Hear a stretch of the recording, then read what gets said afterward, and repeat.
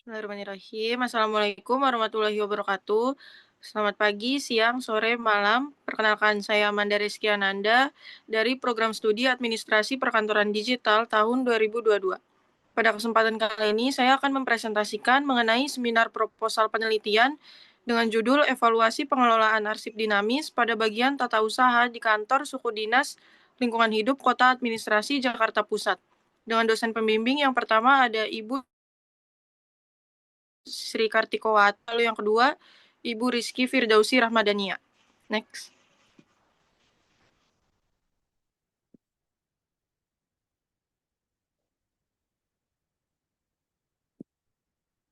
Di sini ada daftar isi, ada latar belakang, prariset, pertanyaan penelitian, tujuan penelitian, konsep yang diteliti, penelitian terdahulu, tempat penelitian, desain dan sumber data penelitian, teknik pengumpulan dan keabsahan, serta teknik analisis data. Next.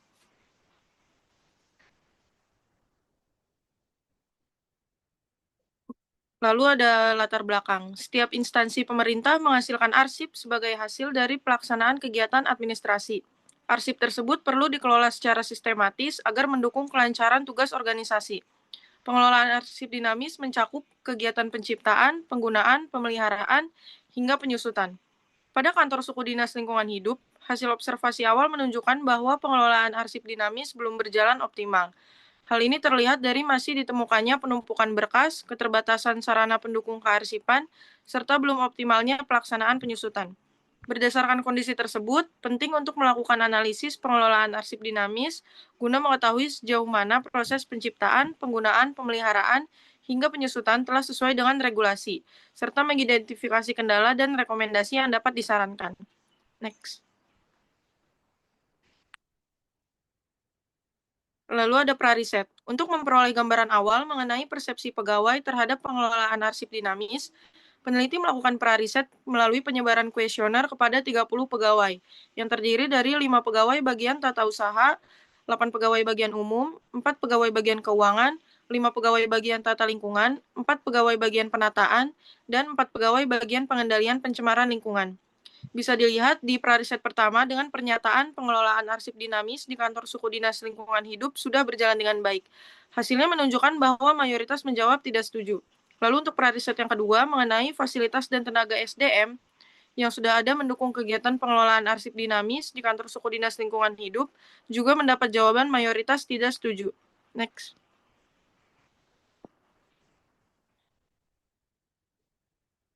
Pertanyaan penelitian yang pertama, bagaimana pengelolaan arsip dinamis di kantor suku dinas lingkungan hidup?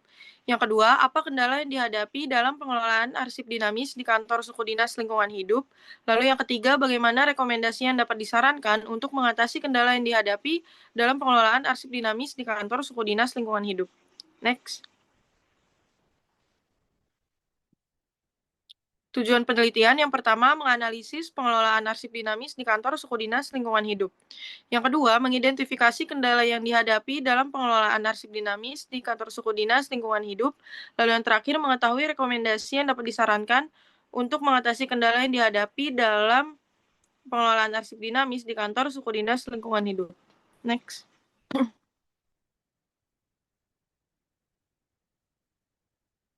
Konsep yang diteliti yang pertama ada arsip. Arsip adalah penyimpanan sekumpulan naskah atau dokumen yang diletakkan di dalam sebuah ruangan atau gedung yang dikelola oleh organisasi atau lembaga. Arsip juga merupakan alat bukti informasi dari fungsi, tujuan, dan kegiatan organisasi lainnya. Dikutip dari Susanti tahun 2020. Sedangkan arsip dinamis adalah arsip yang digunakan secara langsung dalam perencanaan, pelaksanaan, penyelenggaraan kehidupan kebangsaan pada umumnya atau dipergunakan secara langsung dalam penyelenggaraan administrasi negara. Yang dikutip dari Fakaubun tahun 2021. Untuk pengelolaan arsip dinamis didefinisikan sebagai proses pengelolaan secara efisien, efektif, dan sistematis, termasuk penciptaan, penggunaan, pemeliharaan, dan penyusutan arsip. Yang dikutip dari Ardiana tahun 2020. Sedangkan indikator kegiatan pengelolaan arsip dinamis berdasarkan Adolf tahun 2016 indikator yang dapat mengukur suatu kegiatan pengelolaan arsip dinamis diantaranya adalah yang pertama sumber daya manusia, yang kedua sarana prasarana, dan yang ketiga sistem kearsipan. Next.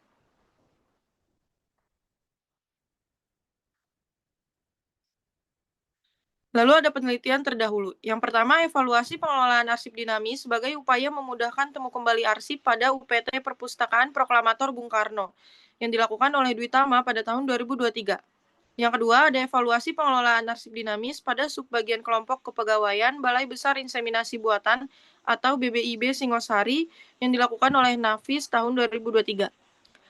Penelitian terdahulu yang terakhir ada evaluasi pengelolaan arsip dinamis pada unit pengolah di Sekretariat Utama Lembaga Ilmu Pengetahuan Indonesia yang dilakukan oleh Aulianto et al. Tahun 2020. Untuk gap penelitian ini, yang pertama belum ada penelitian terdahulu yang mengevaluasi pengelolaan arsip dinamis pada instansi pelayanan publik seperti kantor suku dinas lingkungan hidup.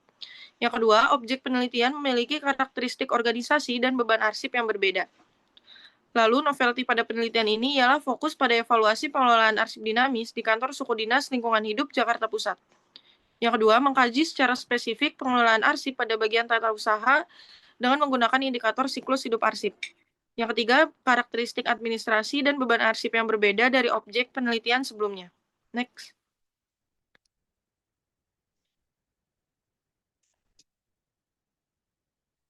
Metodologi penelitian, yang pertama ada tempat penelitian. Pelaksanaan penelitian ini dilakukan selama 5 bulan, yang dimulai dari bulan September tahun 2025 sampai dengan bulan Januari tahun 2026, yang bertempat di kantor suku dinas lingkungan hidup Kota Administrasi Jakarta Pusat.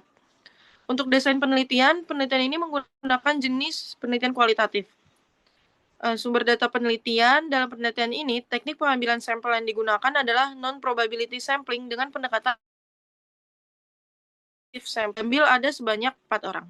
Next. Teknik pengumpulan data. Dalam penelitian kualitatif, pengumpulan data dapat dilakukan melalui berbagai teknik, seperti dokumentasi, observasi, dan wawancara, yang dikutip dari Rusli et al. Tahun 2021.